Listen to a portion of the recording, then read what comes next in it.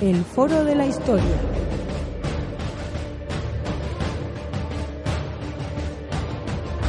El pasado tiene mucho que contar.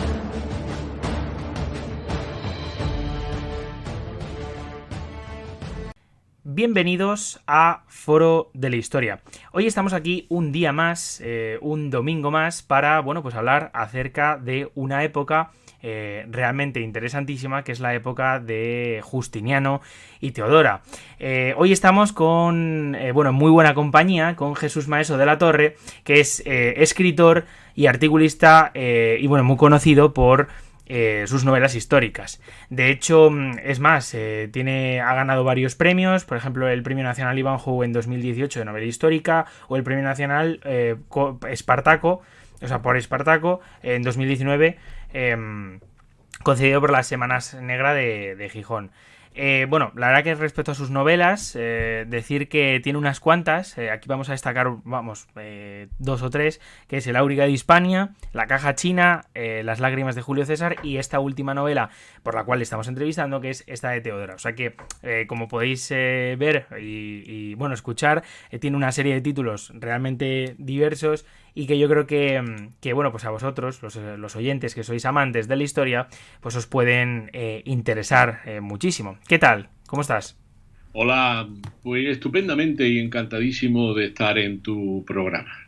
La verdad es que, ha sido todo muy rápido porque hemos contactado a Jesús y ha sido, disponibilidad absoluta, lo cual yo personalmente agradezco muchísimo, porque es que tener tan buenos colaboradores y hacerlo así de rápido es una maravilla para quien se dedica un poco también, ya no solo a esto de hacer podcast, sino también a la organización, ¿no? Porque al final quien coordinamos el proyecto soy mayormente yo, pero también está Rubén, y que ya sabéis que es nuestro cofundador. Y que el que se haga las cosas rápido siempre es una maravilla. De todos modos, también, aparte de esto, eres académico por la Real Academia Hispanoamericana de Ciencias y colaboras en varios periódicos como La Voz de Cádiz, El País o el ABC o el Diario de Cádiz. La Sí, verdad que, hay una vida ocupada, ¿eh? una vida ocupada, y últimamente también me han nombrado, y lo digo con orgullo, no por vanidad ninguna, de la Academia Norteamericana de la Lengua Española con sede en Nueva York, y me hace muy accesible a todos los países hermanos de Hispanoamérica, lo cual pues favorece mucho mis novelas y mis historias que se lean en la otra orilla del Atlántico, ¿verdad? Sí, eso es desde luego un salto bastante importante.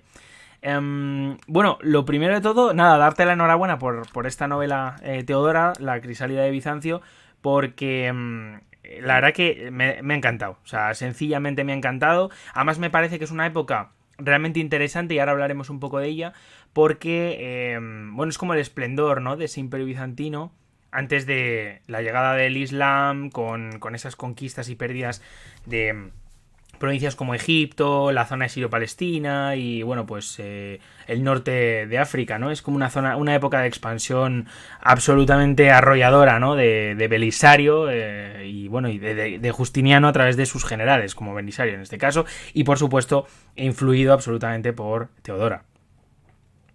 Pues sí, la verdad es que cuando el Imperio Romano de Occidente cae por la llegada de los bárbaros del norte, pues se divide en dos: el Imperio Romano de Occidente, que queda ya en manos de las tribus bárbaras, y la parte de Oriente, que mantiene el espíritu, la cultura y la esencia de Roma, con capital en Constantinopla.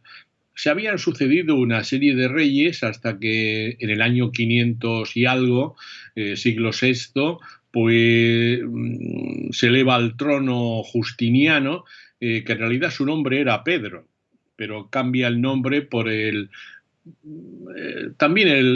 la etimología de su tío Justino, al que sucede en el trono, y se casa después con Teodora, y es Teodora realmente quien sostiene el Imperio Romano de Oriente, con su inteligencia, con su saber estar, y una mujer extraordinaria que aparece en un momento clave de la historia. Y muy bien, el Imperio Romano de Oriente, o capital en Constantinopla, pudo también haber desaparecido, por el empuje de los hunos y también por el empuje de los persas. Pero claro, aparece este personaje femenino tan interesante, tan importante, que hace que el Imperio Romano de Oriente permanezca otros 1000 años más. De ahí la importancia de Teodora. Teodora, un ser excepcional, que ahora a lo largo de la entrevista pues veremos cuáles son sus orígenes, cuál es su evolución y cómo al final llega al trono imperial de Oriente y hace una labor gubernamental verdaderamente colosal. De hecho, sí, desde luego Teodora era una mujer excepcional y creo que además es súper interesante y a través de la novela lo podemos ver el cómo esta va ascendiendo de esos bajos fondos donde ella se cría cuando es pequeña en una familia humilde que, bueno, pues que está en una muy mala situación a, bueno, pues pasar de ser prostituta a ser cortesana, ¿no? Y luego posteriormente emperatriz, lo cual da un gran contraste, nos refleja un poco esa inteligencia que tuvo este personaje histórico que es absolutamente excepcional y pues desde luego nos muestra un caso eso, excepcional, absolutamente. Absolutamente. Yo desde que comencé a escribir y edité mi primera novela a través de Dasa, ya esta hace la número 19 y pronto saldrá la 20. Siempre elijo mis temas no por mis ideas ni las ideas que pueda transmitir los personajes, sino a mí me gusta que mis lectores, y de hecho lo han hecho a través de las 19 novelas de una forma permanente, me agrada porque yo lo que intento escribir es las emociones que infunde mi personaje y luego el carácter sorprendente de ellos y también por el suspense que yo inspiro en mis novelas y para que el lector entre en otra dimensión. Yo era muy feliz cuando era joven y leía y quiero que mis lectores sean igualmente felices con mis historias que las trasladan a mundos paralelos verdaderamente fascinantes.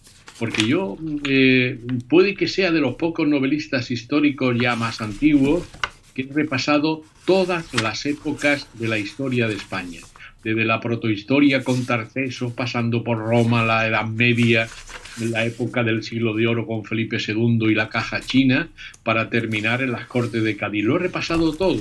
Y también lo he hecho con nuestra presencia en América, con Los Hijos del Sol, Hernán Cortés, y con Comanche, una novela que ha tenido gran predicamento en los Estados Unidos, porque se han dado cuenta los lectores estadounidenses de que España poseyó las 3/4 partes de lo que hoy es la nación más poderosa del mundo. Y me han pedido que haga una segunda parte de Comanche y saldrá el próximo año, se llamará California. Quiero decir que nosotros tenemos que los novelistas históricos mostrar al público la verdadera historia de nuestro país, que fue y es verdaderamente extraordinaria, más que ningún país europeo.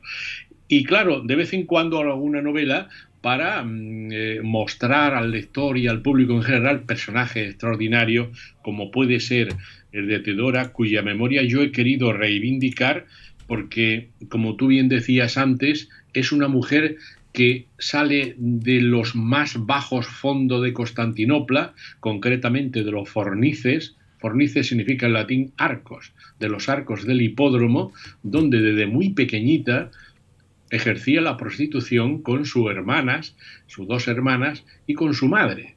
Claro, además era hija de un domador de osos, ya más bajo no se puede estar. Y luego yo mismo le he buscado el título de Teodora la Crisálida, porque cuando yo era pequeño solía coleccionar gusanos de seda. Lo metí en una casa y me di cuenta desde muy pequeño cómo se convertían de huevo en larva, después en capullo, después en imago, y al final salía una mariposa extraordinaria. De ahí que yo le haya puesto a Teodora eso, precisamente, porque empieza de prostituta, sigue después de cortesana, después de patricia romana, luego princesa del Imperio Romano de Oriente y finalmente accede al trono imperial como una esplendorosa crisálida o una esplendorosa mariposa.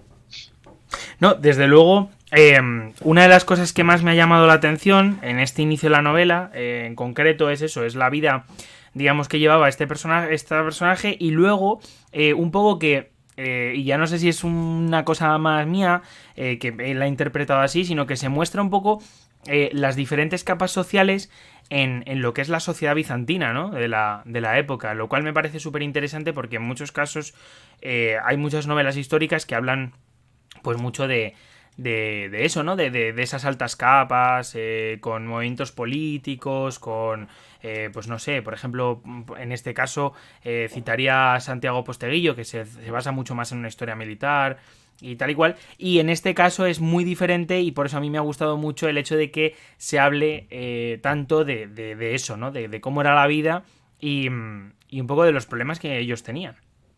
Pues sí, estoy contigo totalmente. Yo siempre he pensado, y cuando nos reunimos los novelistas históricos en diferentes foros culturales, entre ellos mi gran amigo Santiago, pues yo siempre defiendo que la novela histórica es la forma más completa y profunda de examinar la condición humana.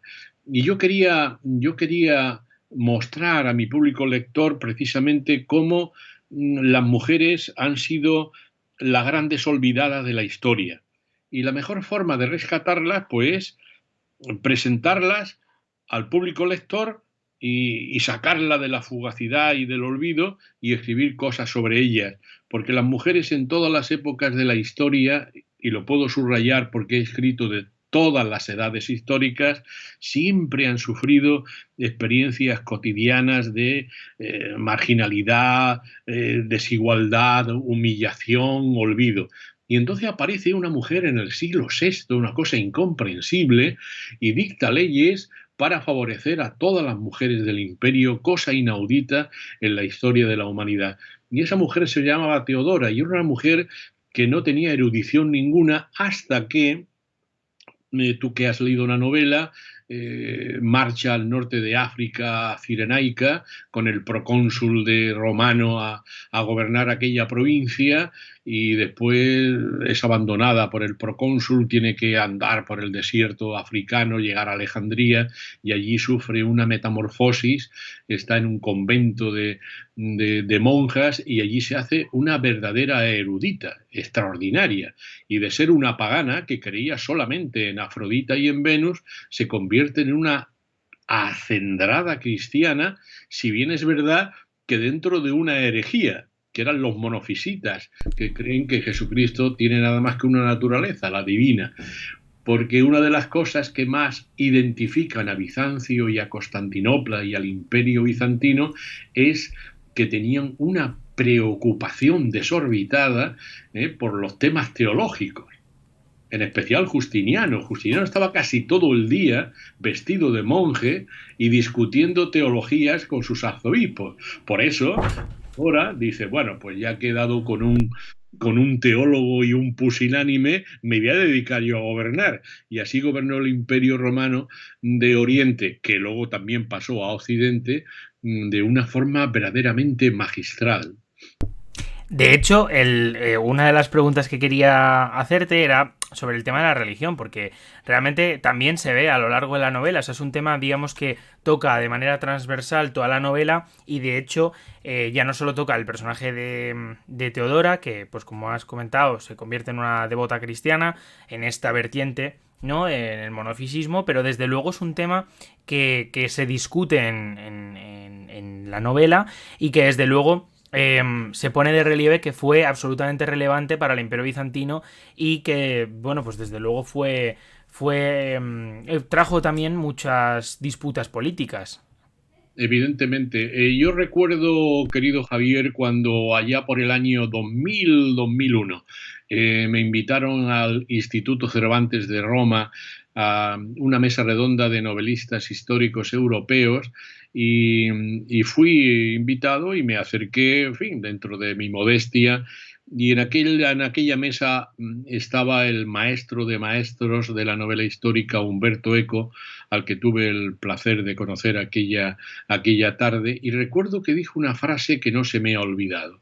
Le decía a nuestros oyentes y a los que estábamos en la mesa que la prueba del algodón de que una novela histórica está lograda es cuando realmente se manifiesta el espíritu de la época en esa novela. Si no se manifiesta el espíritu o lo que es la historia de las mentalidades en tu novela, no es una novela histórica y no es lograda. Y yo, pues para mí fue una lección magistral. Y en todas mis novelas pongo especial empeño en que se vea realmente cómo pensaba aquella gente. Era un mundo que estaba absolutamente inmerso en lo que era el cristianismo, pero un cristianismo, yo diría que infantil e inocente, porque Justiniano se reunía con todos los teólogos y archimandritas ortodoxos de Constantinopla, de Alejandría, y hablaban de cosas tan insignificantes, de si los ángeles veían a los humanos desde el cielo solamente la cabeza, la mollera y los hombros, o lo veían de cuerpo entero, que cuántos ángeles cabían en la punta de un alfiler, cosas verdaderamente infantiles, y así estaban todo el día, pero no solamente el emperador, sino sus súbditos en Constantinopla y las ciudades del Imperio Bizantino. Y claro, esas cosas hay que saberlas. Y además Bizancio era una especie de mercado, de mezcla, donde se alternaban los dioses paganos con los cristianos, la pobreza con la riqueza, la injusticia con la justicia.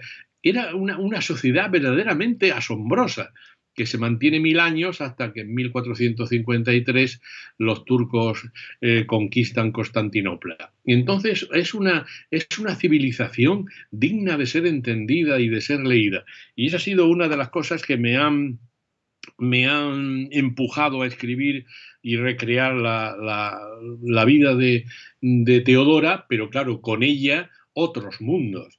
Porque tú que leíste la novela habrás visto que el personaje de la novela principal no es ella, es un marino gaditano que es atrapado por los piratas tingitanos del norte de África, lo emasculan, lo convierten en un eunuco que es llevado a Constantinopla y allí conoce a Teodora y le narra la vida a ella. Él es el personaje, un personaje secundario, marginal. A través de él describo al pueblo, a través de ella el pueblo y también lo que es la realeza. Y cuando termina el lector de leer Teodora, la crisálida de Bizancio, tiene una idea completa de lo que fue el Imperio Bizantino y aquella época memorable antes de iniciar la Edad Media en Europa.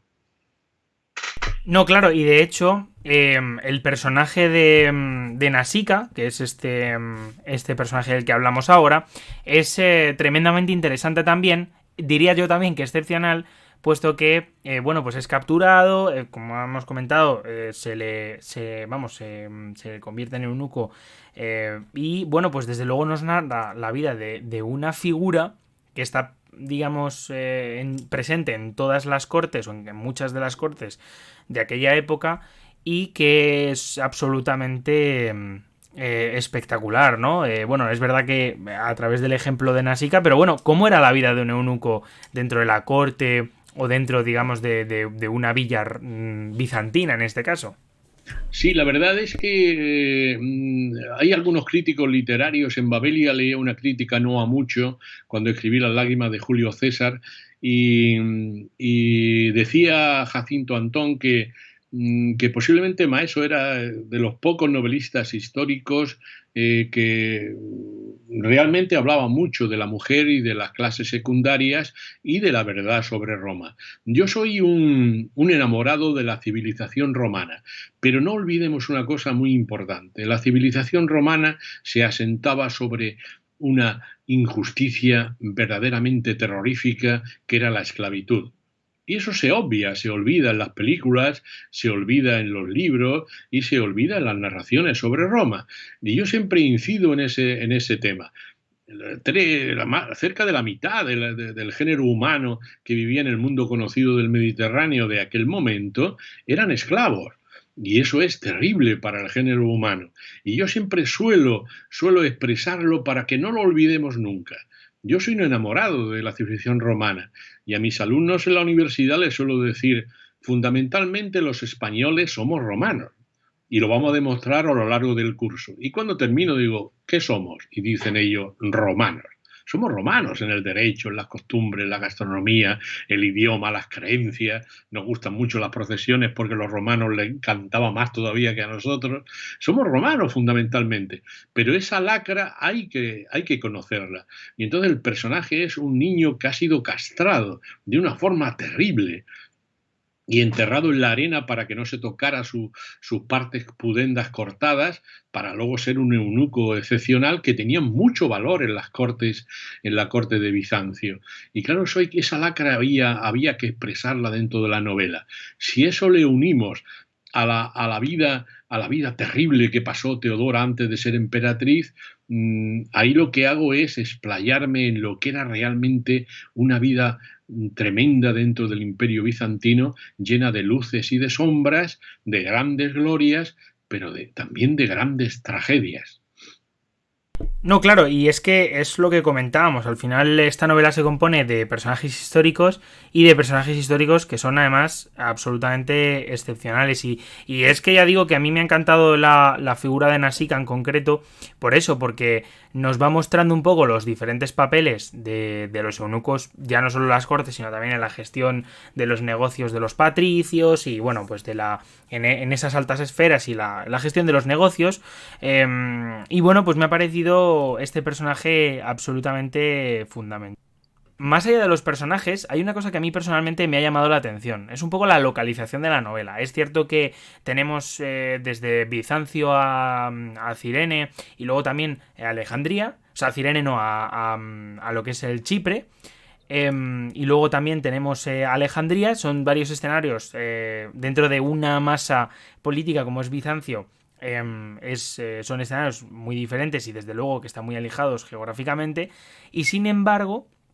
me ha llamado mucho la atención el tema de Constantinopla, ¿no? Como esa ciudad imperial que en este momento se está desarrollando, en este momento está creciendo de manera impresionante y que se va a configurar como la cabeza de ese imperio, ¿no?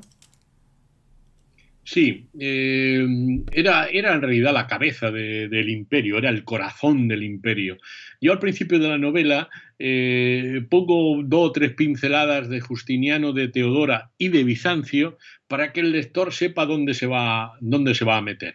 Bizancio era una pequeña ciudad en el Bósforo, en el Cuerno de Oro, el paso entre Asia y Europa, que había sido fundada por un príncipe griego llamado Bizas, de ahí el nombre de Bizancio, y que luego Constantino el Grande, pues puede decirse que refunda su ciudad y le pone su nombre. Constantinopla no es otra cosa que Constantinópolis, la ciudad de Constantino, y la hace su gran capital.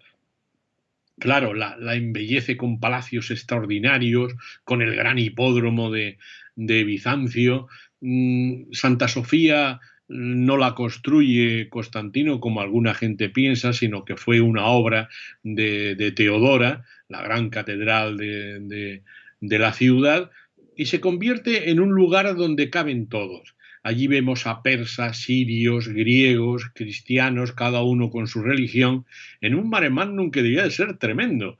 Como los arzobispos ortodoxos están todo el día peleándose con los herejes, porque había más de 30 o 40 herejías en aquel momento, y estaba el cristianismo fragmentado, pero también había mucha gente que creía todavía en los dioses paganos, y ibas a una plaza y veías una estatua de Afrodita y de Apolo, y en la siguiente una iglesia pues dedicada al apóstol San Pablo o San Pedro. Era una cosa curiosísima, verdaderamente curiosa.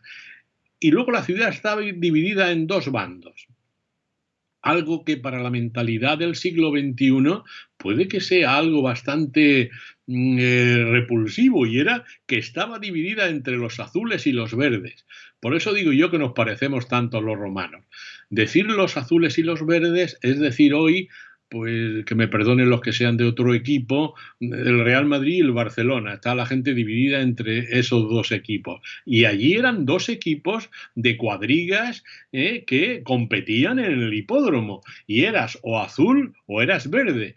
y estaban todo el día en las tabernas y en los mercados discutiendo del auriga favorito de los verdes o del auriga favorito de los azules. Y la ciudad se sostenía precisamente en esa rivalidad. Claro, con la mentalidad nuestra del siglo XXI casi que no lo comprendemos, pero más aún pensando que el hipódromo era el verdadero parlamento del pueblo romano. Allí era donde ellos elucidaban todas sus ideas.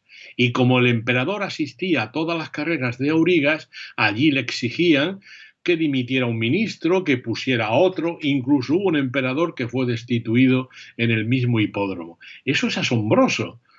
Cómo el ser humano inventa una forma de convivencia y esa forma de convivencia es un hipódromo, como si ahora fuera un estadio de fútbol o una plaza de toros. Eso es absolutamente, absolutamente extraordinario. Y eso es lo que yo plasmo en la novela, y el lector cuando se adentre en sus páginas verá lo sorprendente de aquella vida en el hipódromo, que luego hace saltar una rebelión que nuestra personaje Teodora hace machacar en sangre aquella rebelión, porque igual que tenía de buena gobernante, era una mujer cruel, y mueren más de 30.000 bizantinos en aquella terrible jornada que se llamó la jornada Nica, que significa en griego victoria, en la cual cerró las puertas del hipódromo, mandó a la Guardia Real y mataron a 30.000 verdes, que eran los opositores a su marido.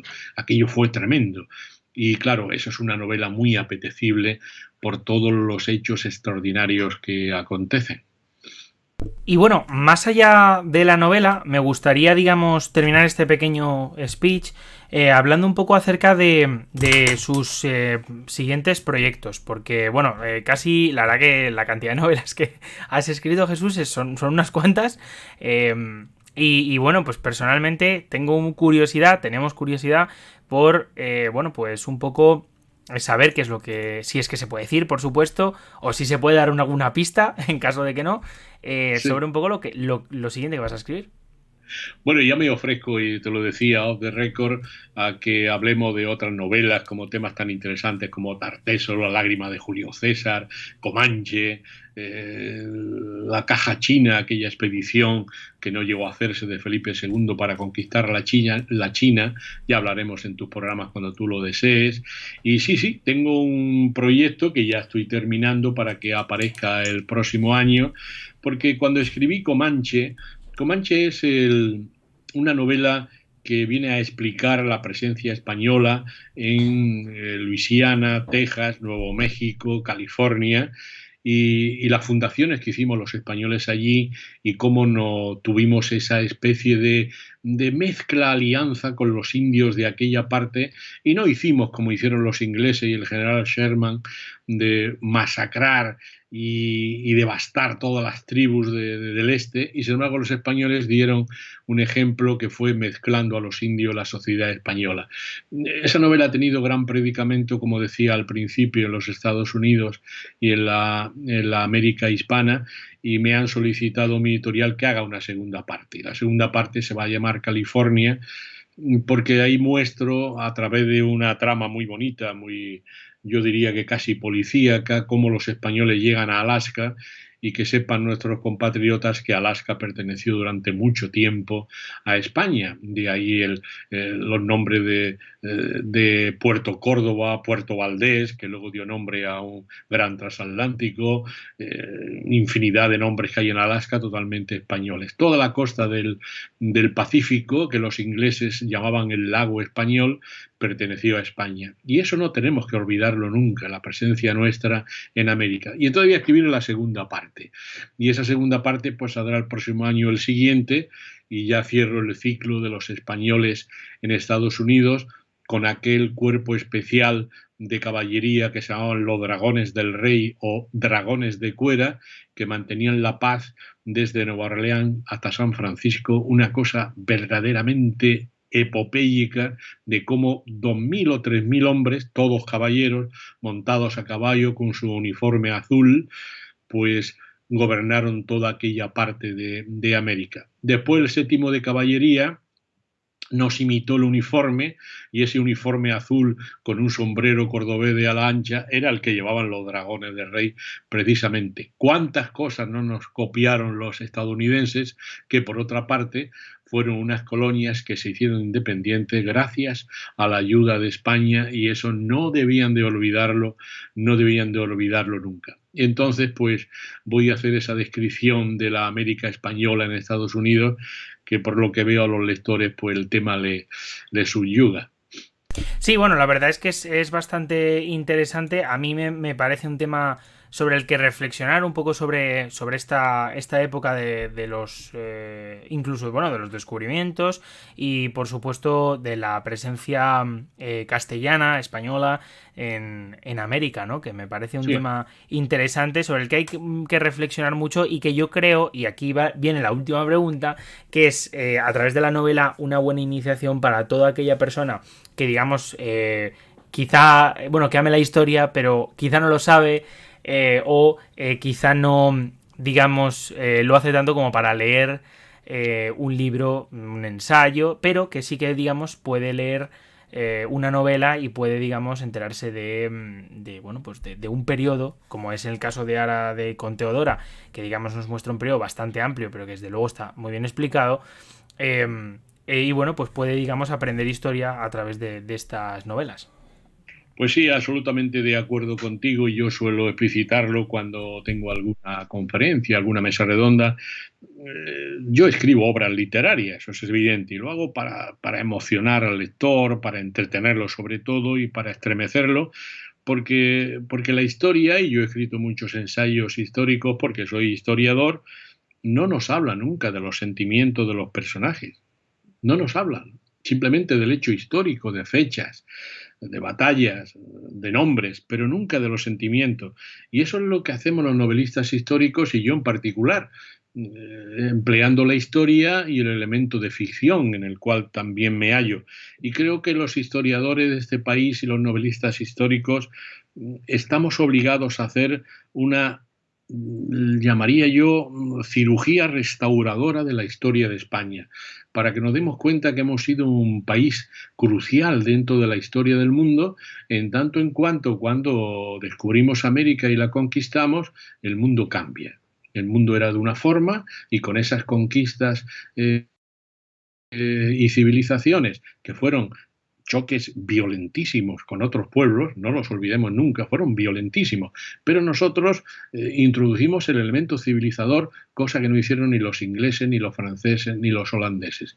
Entonces creo que debe conocerse, y luego ya cada compatriota que vea si hicimos bien o hicimos mal. Pero fue una gran obra civilizadora, y el mundo nos debe mucho a España, mucho. Pues la verdad es que yo estaría encantado de hablar otro día contigo, porque creo que ha salido un programa muy bueno y creo que desde luego tremendamente interesante, y sinceramente tengo muchas ganas de hablar, si te apetece. Y yo creo que de hecho lo digo aquí en la grabación y no lo digo después, porque los oyentes van a decir, joder, qué bien, que coincidimos todos seguro, porque Tartessos es un tema que a muchos de nuestros oyentes les gusta, y personalmente a mí la presencia española en Norteamérica, lo que soy Estados Unidos y Canadá, es bastante interesante, y yo creo que le podríamos dedicar un buen programa, así que te tomo la palabra.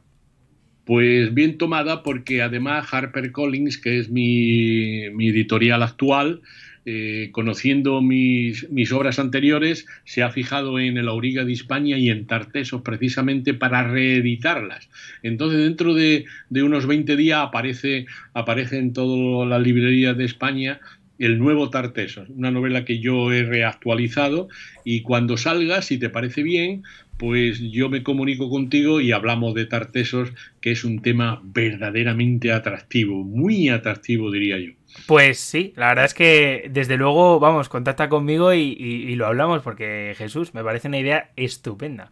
Así que nada, y dicho esto, bueno, decir que vamos a dejar lo que es el link para comprar a través de todos tus libros lo que es el libro de Jesús, Teodora. Y bueno, pues también haremos una reseña, que ya la tengo escrita, en la página Foro de la Historia. donde ya sabéis que colgamos reseñas, artículos y bueno, pues otra serie de materiales. Una página que, por cierto, está despuntando bastante y de lo cual nos alegramos mucho todos. También, por supuesto, sabéis que nos tenéis en Spotify, en iVoox y en otras redes sociales como Apple Podcast, y esperamos bueno, pues vuestros comentarios en la web y en las diferentes plataformas. Muchísimas gracias por haber venido, Jesús. Ha sido un absoluto placer y bueno, pues nosotros nos vamos a ir despidiendo. Pues muy bien, encantadísimo y esperando, Javier, que no sea la primera vez que esté con vosotros. Dicho esto, chao. Chao.